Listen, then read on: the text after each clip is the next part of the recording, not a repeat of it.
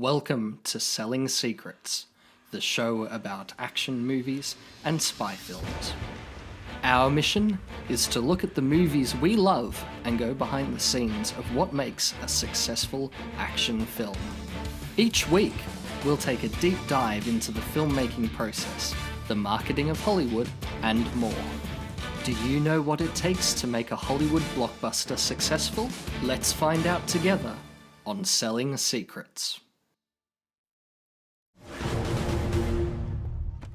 It's gone. You both know what's at stake here. There isn't much road left. Take the bloody shot.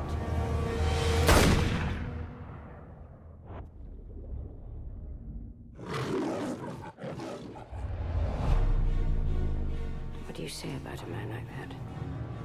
3 months ago, you lost the drive containing the identity of every agent embedded in terrorist organizations across the globe. 007 reporting for duty. Where the hell have you been? Enjoying death.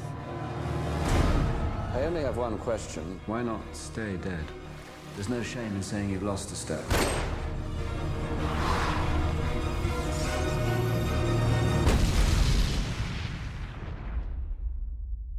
They weren't targeting her.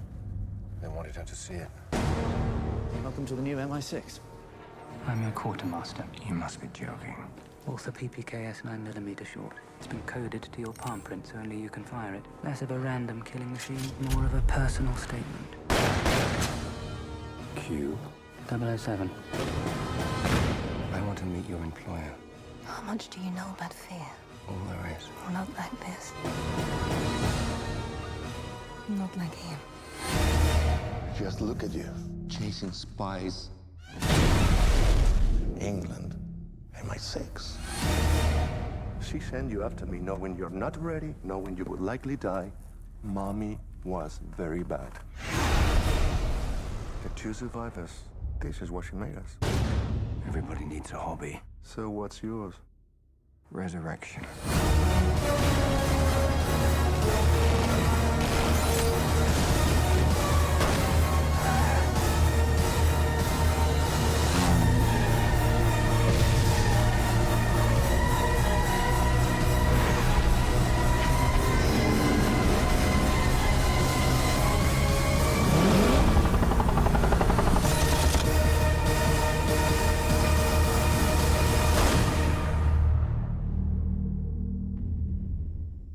Hello and welcome to episode 2 of Selling Secrets.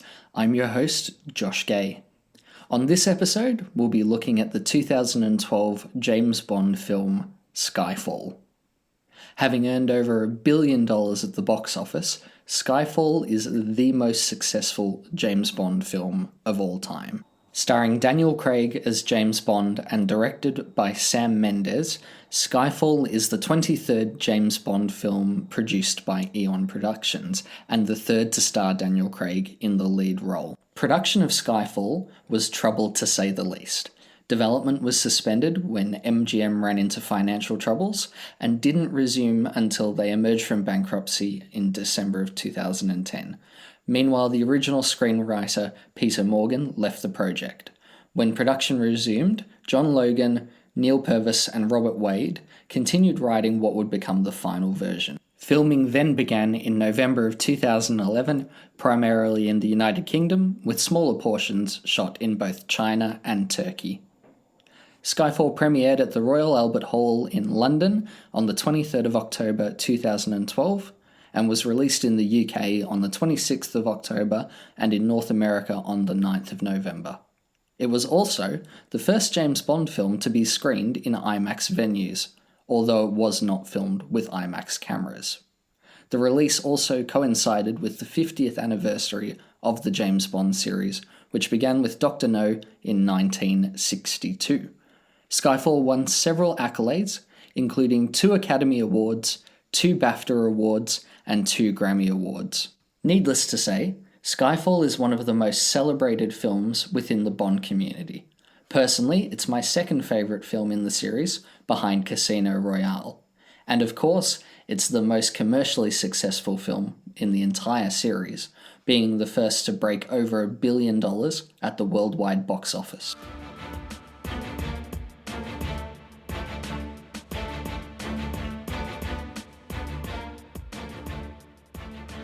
I never thought I'd say this in my life, but I have one country in particular to thank for this episode of Selling Secrets, and that country is North Korea. Yeah, you heard that right. Hermit Kingdom run by Kim Jong-un, threatening to throw nuclear missiles at South Korea and the US. Yeah, that North Korea. But what have they got to do with Skyfall, or James Bond for that matter? Well, in 2014, a North Korean-backed hacker group leaked a release of confidential data from the film studio Sony Pictures, who just so happened at the time to be the distributors of the Bond franchise and Skyfall.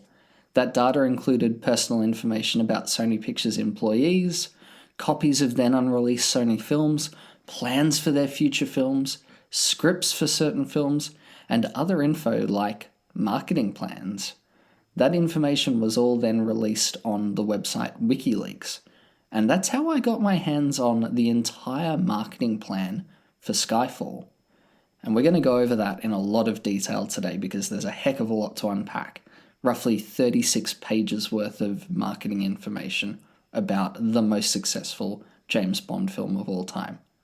So I never thought I'd say this, but I really want to thank North Korea for all their hard work. You know, bringing down capitalism, sticking it to the man. Good on you, North Korea. You've done us all a great service. So without further ado, let's have a look at the marketing plan for Skyfall and see what went into making the most successful Bond film of all time.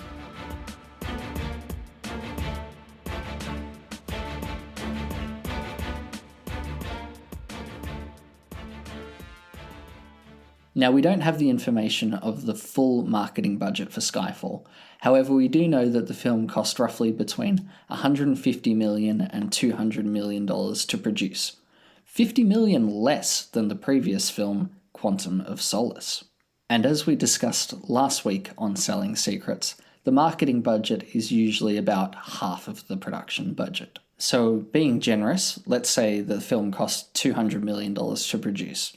So they spent roughly $100 million on marketing the film, which is a hell of a lot of money, but considering they broke $1 billion at the box office, I think it was money well spent. So let's go through the international theatrical marketing strategy for Skyfall. Starring Daniel Craig as James Bond, Javier Bardem as the villain Silver, Judi Dench as James Bond's boss M, Ralph Fiennes as Gareth Mallory, Berenice Marlowe as Severine, Naomi Harris as Eve, and the film to be directed by Sam Mendes. The target demographics for Skyfall: primary, 12 to 49-year-olds with a male skew, and secondary, Bond fans and action fans. The positioning synopsis for the film: Daniel Craig is back as James Bond 007 in Skyfall, the 23rd adventure in the longest-running film franchise of all time. In Skyfall, Bond's loyalty to M is tested as her past comes back to haunt her. As MI6 comes under attack, 007 must track down and destroy the threat, no matter how personal the cost. Now let's have a look at some of the strategic marketing and research. Key strengths for the film. Familiar Bond iconography. The Bond universe remains as vibrant as ever. Favourite Bond hallmarks such as exotic locales, beautiful women, heart-stopping action, a worthy villain, Aston Martin car, and Bond's wry humour are all intact. Fans will also be further excited to see the introduction of M's enhanced role and a new Q, bringing with him a modern take on the character and Bond's supply of high-tech weapons and gadgets. A stamp of quality. The involvement of Oscar winners Sam Mendes and Javier Bardem should assure fans and general moviegoers that this latest Bond film maintains a high caliber of storytelling and characters. It was this successful recipe that made Craig's first turn as Bond in Casino Royale the incredible success that it was. In the end, of course, we're not selling an awards picture. Our marketing must always promise plenty of big screen action and thrills. Now, I find that really funny because they actually won several awards, as I said before. Moving on to the next point, the 50th anniversary of the James Bond film series. It has been over 50 years since Dr. No was released. Considerable publicity will be paid to this milestone anniversary. Just keep in mind that our particular marketing task is to draft off the celebration of the 007 films in general and convert it into a general and specific enthusiasm to see Skyfall on opening weekend.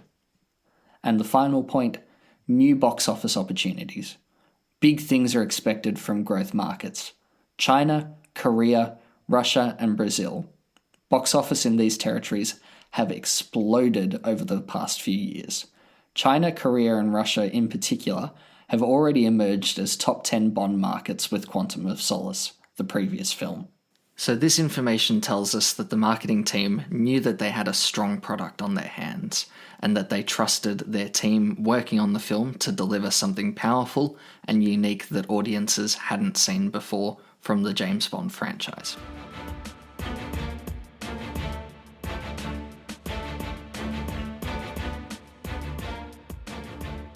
However, no matter how strong you think your product or your film is, there are always challenges when entering the market with a new product. So let's have a look at some of the challenges that the marketing team for Skyfall identified. Challenge number 1, building urgency. Now 22 films deep, the task ahead of us is to find novel ways to eventize Skyfall, while at the same time communicating what this film will add to the franchise. That this is the 50th anniversary year, and that Bond will be a part of the Olympics opening ceremony will certainly amplify the film's event status. Moreover, the introduction of Q and M's greater role in the story helps freshen up the film. Plus, Skyfall covers new ground now that we've moved past 007's origin story from the previous 2 films, Casino Royale and Quantum of Solace. Maintaining broad appeal. Make sure to keep older audiences excited, all the while invigorating younger males and bringing in females to the franchise. It is important that we continue to excite a new generation of Bond fans. However, be mindful that the recurrent theme of Bond being somehow old-fashioned, out of step, or that he's an old dog with new tricks, doesn't naturally resonate with younger audiences. With younger audiences, you're likely better off not only selling spectacular action, but also moments of levity and banter. Q can help in that regard. The final key challenge that the marketing team identified was that of Hispanics and teens. Domestically speaking in the US, both Hispanics and teen audiences rarely identify themselves as Bond fans. Hispanics tend to be predominantly former fans, and teens have never really been fans. The solution is to provide a compelling story that stands on its own to serve as an entry point, as opposed to selling the customary Bond hallmarks, because these audiences don't identify with them. Specifically, adding more levity and attitude from Bond, featuring high-tech, modern gadgets, and portraying Javier Bardem as a truly sinister villain are the best ways to broaden appeal to non-fans. So what does this information tell us overall? Well, it tells us that the producers were keen to break into new markets. It tells us that they wanted to hold on to existing fans of the franchise, whilst also branching out and trying to reach new fans. It also shows us that they were well aware of the challenges that they faced going into the 23rd James Bond film. Now, every marketing plan has rules, and these are the rules of Skyfall. Number 1. Signal that Skyfall is a clear break from the previous 2 films. We want there to be a renewed sense of vigour coming across in our messaging. Bond's story of how he became 007 started in Casino Royale and ended in Quantum of Solace. So, Skyfall marks a fresh start, a new exploration. Novel but familiar ground is going to be covered. M's backstory is the most notable example of this. Bond's childhood is also touched upon, and a very young Q is reintroduced. All of this continues the very successful approach taken in Casino Royale, whereby revered elements of the 007 iconography are thoroughly reimagined. This excites the existing fan base and also provides an opportunity for a brand new generation of fans to take another look at a long-standing franchise. Rule number 2. Be specific about what is new. The most notable examples include Q and high-tech modern gadgetry, and a sinister, capable villain. Rule number 3. Pump up the action elements as appropriate to the market. In the US and other action-heavy markets, there are plenty of spectacular stunts and stylized action scenes that can be used in the marketing. Lean on a straight-ahead action positioning if appropriate. Rule number 4. Clarify the central conflict. Even in action markets, it's still important to communicate a clear storyline. Testing has shown that people on the fence primarily complain that they don't know enough about the story. It can be boiled down to this. Bond's loyalty to M is tested as her past comes back to haunt her. 007 must track down and destroy someone out to kill M, no matter how personal the cost. Rule number 5. Prop up the villain. In our testing, Bardem's character hasn't quite broken through.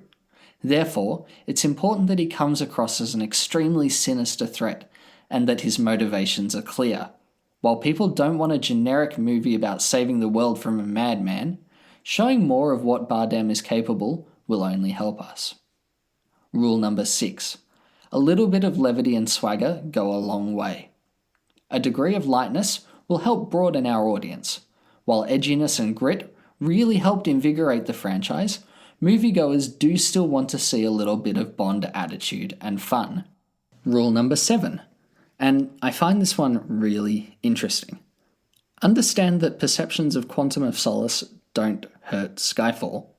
Quantum did not sour people to 007. We find no evidence of it in our research. While some might argue that Quantum was not as good as Casino Royale, the fact remains Quantum's worldwide box office, US $586 million, makes it the number 2 Bond film of all time, and not that far off from the number 1 film, Casino Royale, which made US $594 million. More to the point, testing shows that those who have seen Quantum, or Casino for that matter, have high hopes for Skyfall and can't wait to see it. Rule number 8.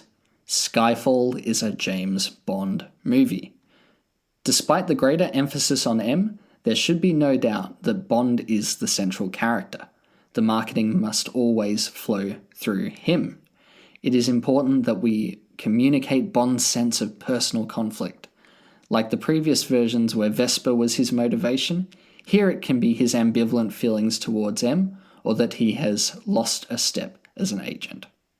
Rule number 9. Use the title to our advantage. Like many Bond films, the title can be difficult to understand. We should never reveal the true meaning of what Skyfall is. Rather, in publicity, all that should be said about it is that it has emotional context which will be revealed in the film. Do not divulge its connection to Bond's childhood. Instead, we'll use the title as another provocative, mysterious element over the course of the campaign. And the final rule, don't give away any surprises. M's death and Moneypenny's identity should not be divulged. Those are big reveals, and the paying public should find out on their own.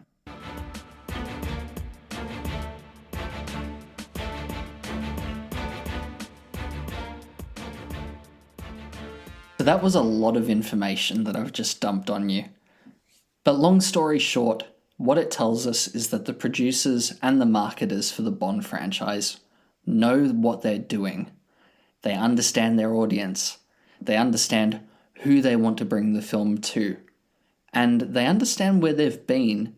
That point about Quantum of Solace not necessarily resonating with previous audiences, but also not being scared of its success.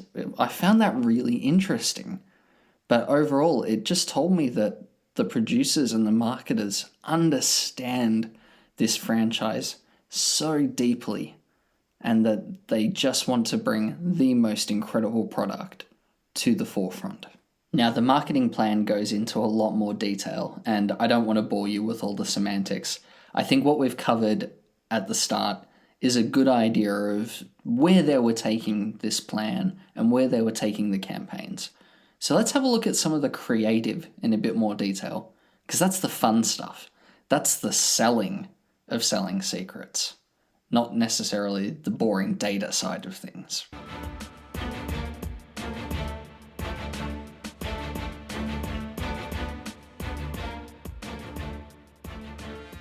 In the words of the marketers, the creative advertising campaign for Skyfall will promise high-octane thrills and amazing action sequences that broad audiences have come to expect from the most popular film franchise of all time. Daniel Craig will be showcased as the returning James Bond in his third outing, with an emphasis on girls, gadgets, and a formidable nemesis played by international star Javier Bardem. So first up in the creative, let's have a look at the poster. This poster is incredible. It's simple but effective.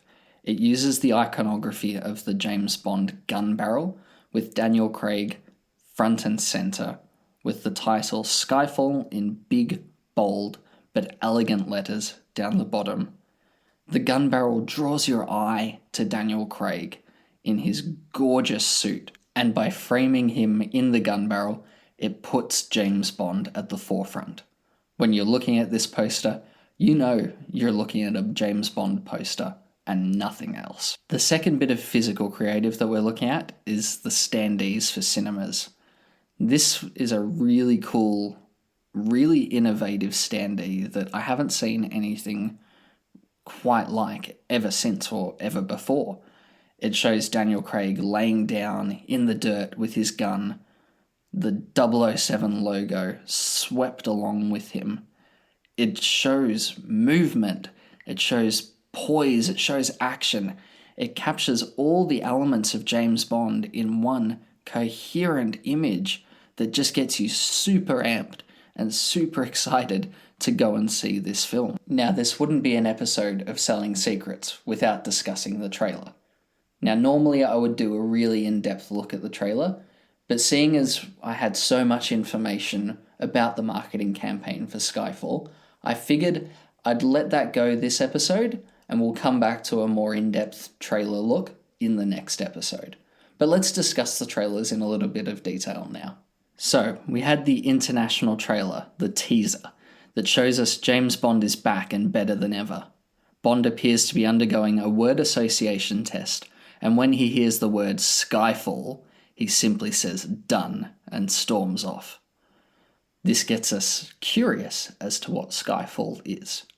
The trailer then shows us the fantastic locales that 007 visits and the danger that's just around the corner, and showcases the incredible action that we'll be seeing over the course of the film. We then have the main trailer, which is a longer version, which starts with an action set piece in which James Bond is after a drive with the names of all the MI6 agents embedded in terrorist organisations around the world.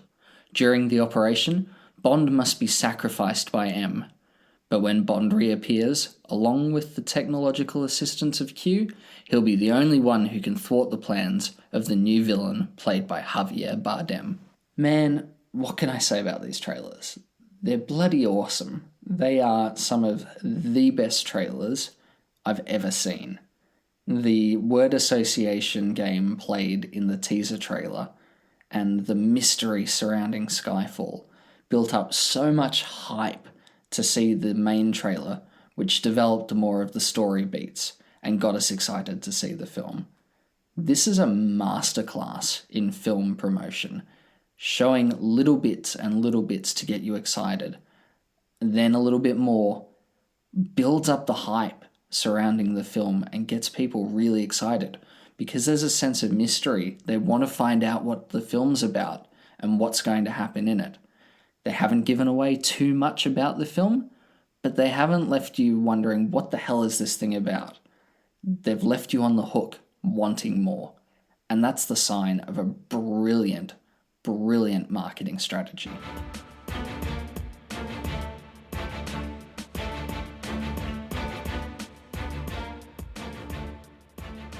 But the brilliance of Skyfall's marketing didn't stop there. With this being the 50th anniversary of the Bond franchise, the producers wanted to make an event out of Skyfall. And what better event to promote their film than the London Olympics? And who better to get to promote their film than the Queen of England herself? You heard me right. If you weren't around or if you weren't aware, for the opening ceremony of the London Olympics, they made a mini Bond film starring Daniel Craig as James Bond alongside the Queen of England. This was a masterstroke in film promotion. No one had ever before got the real Queen of England to promote their film. This had people talking for days and days. Normally with the opening ceremony, you'd just see some dancers, some weird interpretive art, and the athletes parading out onto stage. But here in London, you had James Bond. I mean, how cool is that? If that doesn't get people talking about your film, I don't know what will.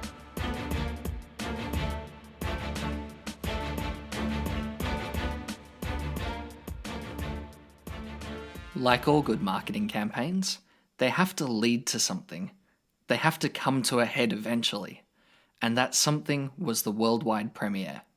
Held in London at the Royal Albert Hall on Tuesday, October 23rd, 2012, the royal premiere of Skyfall took place. Talent who participated and attended the event included Daniel Craig, Javier Bardem, Naomi Harris, Berenice Marlowe, director Sam Mendes, and producers Barbara Broccoli and Michael G. Wilson.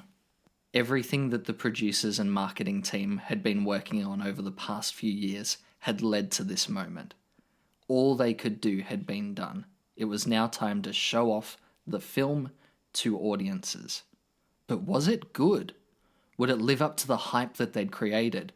Would it live up to the legacy, the 50 years of James Bond films, the longest running film franchise of all time? Long story short, it definitely did. The film was met with critical praise and quickly became the highest rated James Bond film of all time. And even though in the marketing plan they stated that they weren't necessarily shooting for award season, the film was so good that it ended up winning 2 Academy Awards and being nominated for 3 others, including winning Best Achievement in Music Written for Motion Pictures Original Song with Adele's Skyfall, Best Achievement in Sound Editing, and being nominated for Best Achievement in Cinematography, Best Achievement in Music Written for Motion Pictures Original Score, and Best Achievement in Sound Mixing. The film also won the highly coveted BAFTA Award, the Alexander Korda Award for Best British Film.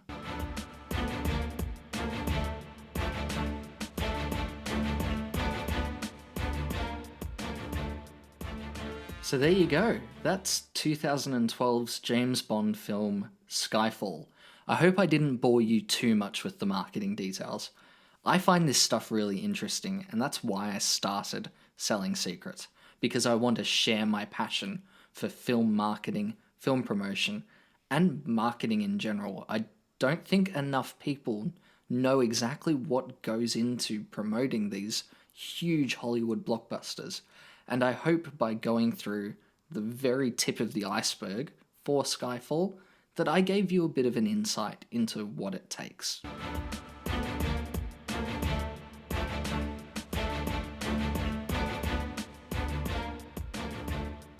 Now for the second part of this week's episode of Selling Secrets. Moving on from James Bond, we're going to have a look at the trailer for an upcoming action film. Well, it's not really upcoming because it's been released in the US, but since cinemas are closed here in Australia, and we haven't had it released on streaming, it's still technically an upcoming action film. We're going to have a look at the trailer for The Suicide Squad. Let's check it out. Robert Dubois. He's in prison for putting Superman in the ICU with a kryptonite bullet. I'm not joining your Suicide Squad. We'll see. My court date is coming up. And Miss Waller said maybe you could help me out. You're flexing in my door! Everyone stand down. Miss Waller, I don't... Stand down! I wouldn't take such extreme measures if this mission went more important than you could possibly imagine. Are you in or out? Good. Let's meet your team. It's okay, I'm not okay. Each member is chosen for his or her own completely unique set of abilities. I need to feel the raindrops on my head, on my head. Hey guys, sorry I'm late. Had to go number 2. Good to know. Is this thing a dog? A dog? What kind of dog do you think it is, mate? I'm gonna go with Afghan Hound. Oh my god, is it a werewolf? Yo, they sent me next to a werewolf! Yo, let me out! Hey, he's not a werewolf, okay? He's a weasel. He's harmless. I mean, he's not harmless. He's killed 27 children, but, you know. Your mission is to destroy every trace of something known only as Project Starfish. Any questions? Starfish is a slang term for a butthole. Think there's any connection? No. No. All right. Let's get it. This is suicide. Well, that's kind of our thing.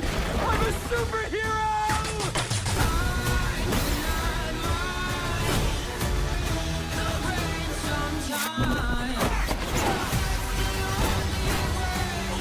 Where's my dad? I want to get you out of here alive. I'm going to get you out of here alone.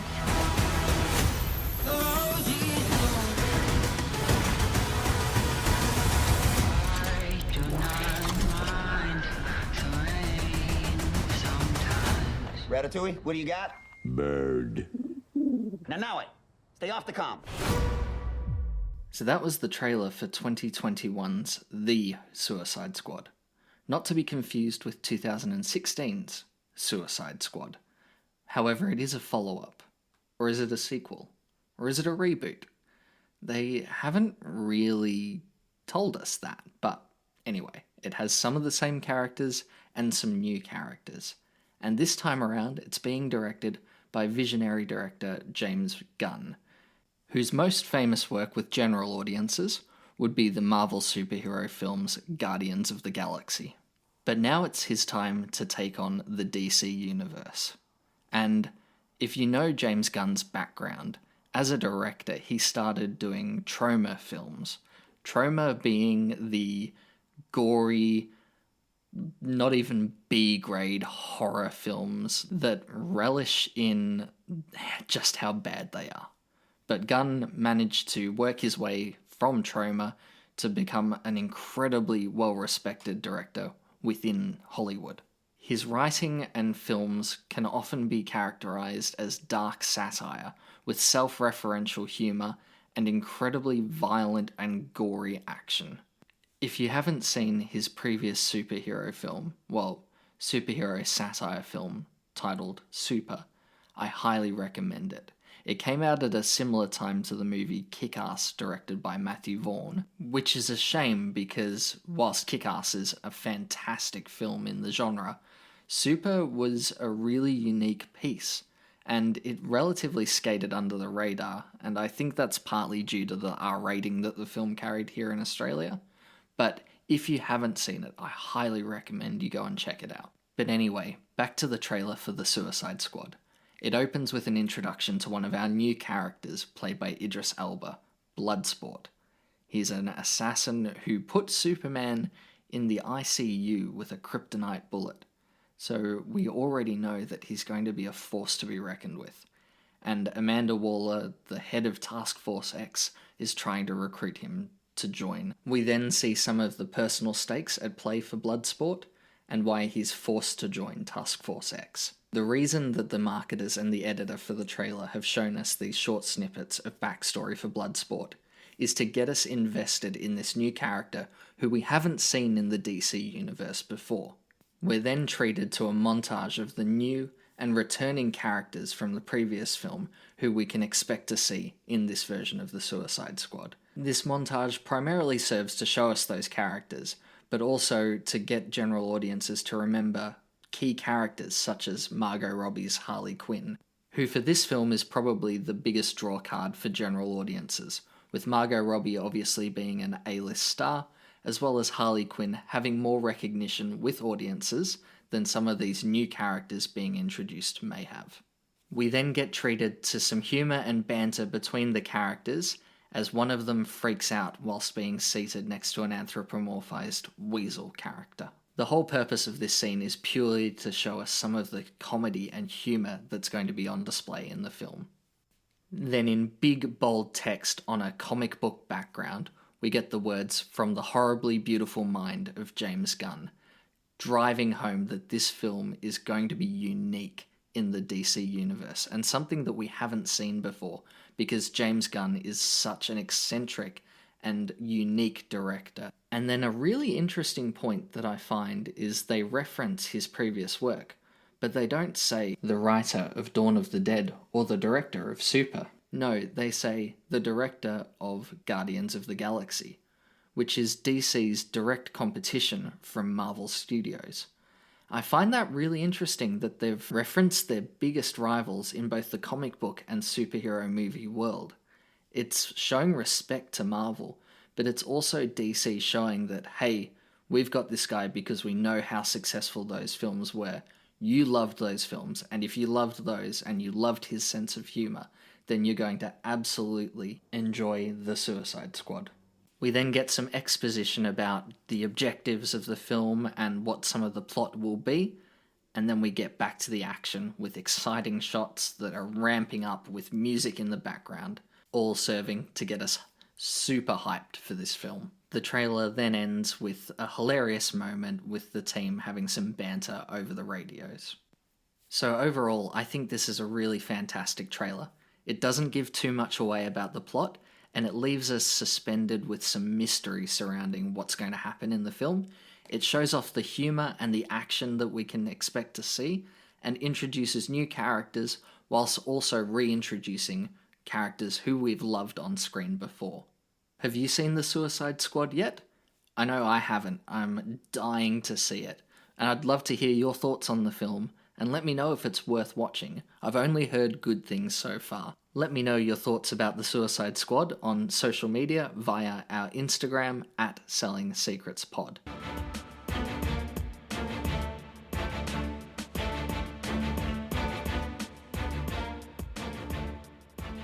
Well, that brings us to the end of episode 2 for Selling Secrets. I hope you enjoyed this deep dive that we took into the marketing of Skyfall, as well as the analysis of the trailer for The Suicide Squad. Next week on Selling Secrets, the episode will be all about family. I don't have friends. I got family.